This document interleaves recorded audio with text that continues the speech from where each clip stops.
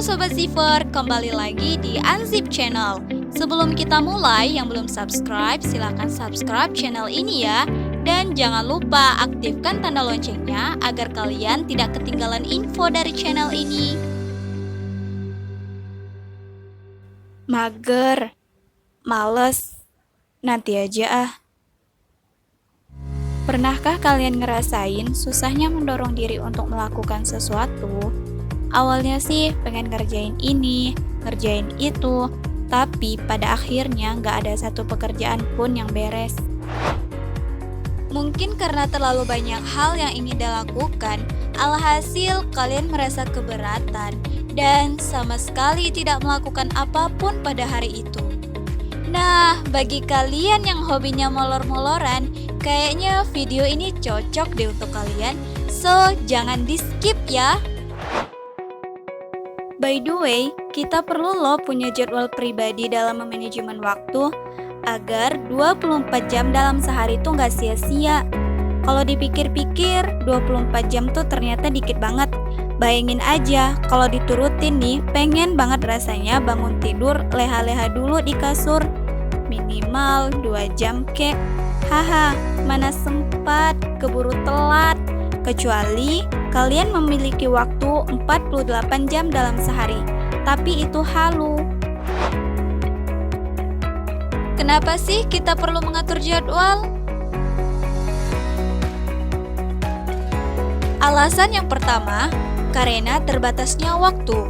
Dalam sehari akan ada banyak hal yang kita lakukan, seperti bekerja, belajar, bersosialisasi, berolahraga, dan masih banyak kegiatan-kegiatan yang lainnya. Ada sebuah ungkapan yang sudah tidak asing lagi di telinga kita, time is money. Begitulah ungkapan orang barat dalam menggambarkan pentingnya waktu. Biasanya orang-orang sukses nih yang gunain prinsip kayak gini. Menurut mereka, waktu itu sangat berharga. Kira-kira kenapa ya? Hal ini terjadi karena waktu sifatnya terbatas. Waktu terus berjalan tanpa bisa diulang kembali. Makanya waktu dianggap seperti uang, sangat berharga. Alasan yang kedua, selain waktu, ada lagi nih yang terbatas, yaitu tenaga. Coba deh teman-teman bayangin kalau kita seperti handphone. Handphone itu memiliki baterai kan? Nah, semakin banyak kegiatan yang kita lakukan, maka tenaga kita akan semakin terkuras. Jadinya lemes deh. Padahal masih banyak banget kegiatan yang harus kita lakukan. Setiap orang memiliki kesibukan yang berbeda-beda. Mungkin saja saat ini kalian lagi sibuk nyusun skripsi sebagai mahasiswa akhir, atau sibuk sekolah, sibuk kuliah, dan kegiatan apapun itu. Pada intinya, semua orang punya kegiatan yang harus diselesaikan. Tidak jarang kegiatan itu lebih dari satu, dan membuat bingung yang mana harus dikerjakan terlebih dahulu. Oleh karena itu, dengan membuat jadwal, kegiatan kita akan lebih efektif, efisien, dan waktu kita akan lebih produktif. Nah, Sobat Zipper, ada beberapa tips nih dari aku agar waktu kalian lebih produktif. Apa saja sih tipsnya? Berikut penjelasannya.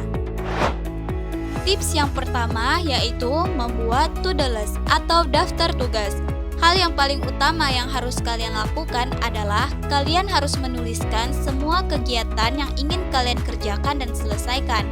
To-do list ini akan berguna untuk mengorganisir hal-hal yang ingin kalian lakukan. Usahakan dimulai dari urutan yang paling urgent, important, hingga hal-hal yang tidak penting. Ada dua hal yang mesti kalian perhatiin. Yang pertama yaitu urgent. Merupakan suatu hal atau kegiatan yang sifatnya harus segera dikerjakan dan segera diselesaikan, seperti tugas deadline dalam satu hari. Yang kedua adalah important. Merupakan suatu hal atau kegiatan yang sifatnya tidak harus segera dikerjakan dan tidak harus segera diselesaikan, seperti tugas deadline dalam waktu 1 minggu atau kalian ingin mencoba skill yang baru. Buatlah to-do list dengan memilah skala prioritas. Hal ini bertujuan agar kalian mengetahui pekerjaan mana yang harus dilakukan terlebih dahulu. Buatlah ukuran kebutuhan yang berurutan, dimulai dari kegiatan yang ingin kalian selesaikan dalam jangka waktu yang pendek hingga kegiatan yang ingin kalian selesaikan dalam jangka waktu yang panjang. Tips yang kedua adalah membuat do-get list. Ini berbeda dengan to-do list. Do-get list ini isinya ada dua, yaitu hal yang harus kalian lakukan dan yang kedua, hal yang mau kalian lakukan. Syaratnya adalah hal yang harus kalian lakukan harus segera diselesaikan terlebih dahulu. Baru kemudian kalian bisa melakukan hal yang mau kalian lakukan. Misalnya seperti ini, kalian memiliki get yaitu bisa nonton seharian. Tapi dengan syarat semua tugas hari ini harus segera diselesaikan terlebih dahulu. Get ini akan menjadi motivasi kalian dalam menyelesaikan pekerjaan yang lebih sulit. Jadi bawaannya pengen cepet-cepet selesai deh.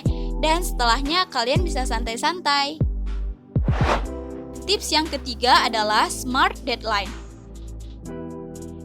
Kalau kalian hobinya sering tergesa-gesa ngerjain tugas di menit-menit terakhir, atau kalian sering menunda-nunda pekerjaan, itu tandanya kalian harus simak baik-baik poin yang satu ini. Melanjutkan pada poin yang kedua, apapun kegiatan yang kalian lakukan seperti belajar, olahraga, maupun kegiatan yang lainnya, kalian harus membuat deadline atau batas waktunya. Tapi ingat, deadline-nya harus smart. Caranya, pada bagian do-get list, kalian harus menuliskan deadline 1 hari sebelum deadline aslinya. Misalnya nih, kalian harus ngumpulin tugas matematika itu pada tanggal 6. Dan pada bagian do-get list, kalian harus menuliskannya tanggal 5. Begitupun seterusnya. Hal ini bertujuan agar ketika kalian merasa tugas kalian belum benar seutuhnya atau masih ada yang kurang, kalian bisa melanjutkan tugasnya kembali agar hasil tugas kalian itu bisa lebih maksimal. Makanya kalian perlu deadline 1 hari sebelum deadline aslinya. Dan kalian gak perlu deh kebut-kebutan di hari deadline aslinya. Jadi kalian bisa santai-santai mengerjakannya. Tips yang keempat adalah cari waktu supermu. Setiap orang memiliki waktu produktif yang berbeda-beda. Ada yang early bird and night owl. Early bird adalah orang-orang yang lebih bersemangat dan termotivasi untuk melakukan sesuatu di pagi hari. Sedangkan night owl adalah orang-orang yang lebih bersemangat melakukan aktivitas pada malam hari. Maka dari itu, mulailah identifikasi waktu super kalian dan manfaatkan jam-jam tersebut untuk bekerja. Tips yang kelima adalah tempat terasosiasi. Kalian tahu nggak kenapa kalau kita belajar di kasur itu pasti ngerasain ngantuk? Kenapa ya? Hal ini terjadi karena otak kita telah mengasosiasikannya sebagai aktivitas istirahat. Kalau kalian memiliki banyak kegiatan yang harus dilakukan, tetapi kalian bingung untuk memulainya atau kalian tidak fokus karena terdistraksi sama handphone atau gangguan yang lainnya, kalian bisa menggunakan trik ini, tempat terasosiasi. Caranya, kalian harus memperbanyak tempat-tempat di sekitar kalian yang digunakan khusus untuk melakukan sesuatu. Jadi, ketika kalian berada di situ atau hanya sekedar duduk, kalian akan merasa nyaman dan lebih gampang untuk melakukan sesuatu. Kayak udah ada feel-nya gitu. Aku aja gitu, kalau di rumah, aku nggak hanya belajar di meja belajar. Kadang, aku juga belajar di balkon rumah, kadang aku belajar di ruang tamu. Jadi, ketika aku duduk di situ, aku merasa nyaman dan lebih mudah untuk melakukan sesuatu, seperti belajar atau hanya sekedar membaca buku. Jadi aku merasa kayak udah ada vibes-nya gitu loh. Tips yang keenam adalah kerjakan dari yang termudah. Usahakan kalian mengerjakan hal-hal yang paling mudah terdahulu, baru kemudian kalian mengerjakan hal-hal yang lebih sulit. Tujuannya agar kalian tidak kehabisan waktu karena sibuk memikirkan hal sulit sebelumnya. Jika tidak, waktu kalian akan terbuang dengan sia-sia dan pada akhirnya kalian malah nggak ngerjain satu pekerjaan pun. Tips yang ketujuh adalah hindari multitasking. Multitasking merupakan beberapa kegiatan yang dilakukan dalam waktu yang bersamaan.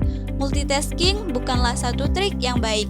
Justru, ini akan membuat pekerjaan kalian semakin lama terselesaikan.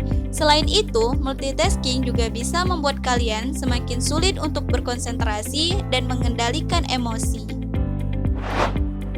Tips yang ke-8 adalah jauhi gangguan dan distraksi. Pada saat kalian melakukan suatu pekerjaan, kalian harus menjauhkan diri kalian dari hal-hal yang dapat mengganggu pekerjaan kalian, seperti sosial media, games, maupun distraksi lainnya. Percaya deh, pekerjaan kalian akan selesai jauh lebih cepat. Lebih baik bekerja 2 jam tanpa distraksi daripada bekerja 6 jam dengan distraksi. Kalau pekerjaan kalian selesai lebih cepat, maka kalian akan memiliki waktu luang yang banyak, dan kalian bisa menggunakan waktu-waktu itu untuk beristirahat atau melakukan aktivitas yang bermanfaat. Tips yang ke-9 adalah istirahat yang cukup. Kalau kalian berhasil menyelesaikan suatu pekerjaan, berikan waktu kepada tubuh 10-15 menit untuk beristirahat. Dan aku saranin jangan coba cek media sosial dan main handphone saat istirahat, karena itu akan mengganggu jam istirahat kalian. Niatnya cuma 5 menit, tahu-tahu udah 1 jam. Mending istirahat sebentar agar pikiran dan badan kalian gak tegang-tegang amat. Kalian juga bisa melihat pemandangan di luar rumah sebagai relaksasi mata. Kemudian balik lagi deh ngerjain tugas-tugas yang lainnya. Tips yang ke-10 adalah time blocking. Selain 9 tips yang sudah dijelaskan sebelumnya, kalian juga bisa pakai konsep yang namanya time blocking atau pemblokiran waktu. Pemblokiran waktu ini maksudnya kalian benar-benar blok waktu kalian dalam 1 hari buat ngerjain hal-hal yang udah kalian tentuin, alias ngerjain hal-hal yang menjadi prioritas. Jadi, kalau kalian punya PR atau tugas yang belum selesai dan ada hari libur, kalian bisa blok 1 hari libur itu khusus buat beresin tugas-tugas kalian yang tadi. Begitu prioritas kalian selesai, besoknya kalian akan punya banyak kesempatan buat ngerjain kegiatan yang lainnya, seperti bermain ataupun berolahraga. Nah, Sobat Zipper, itulah 10 tips dari aku. Jadi gimana? Udah kebayang kan besok bakalan ngelakuin apa aja? Kalian juga bisa tulis di kolom komentar bagaimana cara kalian memanajemen waktu. So, cukup sampai di sini ya videonya. Semoga video ini bermanfaat. Kalau kalian suka, jangan lupa subscribe, like, dan share video ini ya. Thanks for watching. Bye!